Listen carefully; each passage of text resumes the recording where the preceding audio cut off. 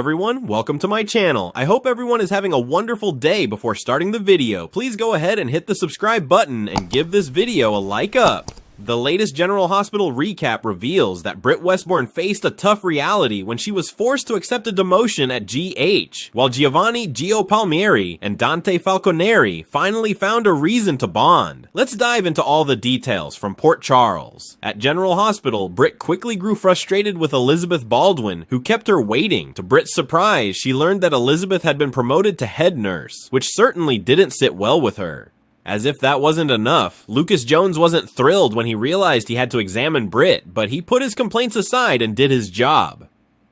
During the exam, Britt revealed she'd been on an experimental drug and needed a specific list of medications to keep her Huntington's disease symptoms under control. Lucas was stunned to see she showed no signs of the illness and reluctantly agreed to write her prescriptions, though he pointed out that without insurance, the costs would be staggering. General Hospital this week later, Britt cornered Terry Randolph and Portia Robinson to ask about returning to the hospital. Since Portia had taken over her old co-chief of staff role, Britt insisted she wasn't after that job and was willing to come back as an OB-GYN. However, both Terry and Portia raised concerns over Britt's faked death, calling it medical fraud and a huge liability for GH. Britt vaguely blamed a very discreet employer for orchestrating her disappearance, but that excuse wasn't enough to win her old position. Instead, Britt was offered a far lower role, intake supervisor in the ER. Though it was a humiliating waste of her skills, Britt accepted since she clearly needed money. General Hospital this week, meanwhile, at the Quartermain stables, Molly Lansing Davis admired Cody Bell's new dog. She learned Cody was keeping the pup hidden from the Quartermains, and although she agreed to stay quiet, she pushed him to come clean. Molly also confessed that she'd told Elizabeth about Cody's Ava Jerome scheme, but Cody wasn't upset. In fact, he burst out laughing and brushed it off. Across town at Sonny Corinthos' place, Gio asked his grandfather for $10,000 as a reward for finding the missing dog Outback. Sonny happily agreed and invited Gio to a family cookout, encouraging him to stay and spend time with Dante.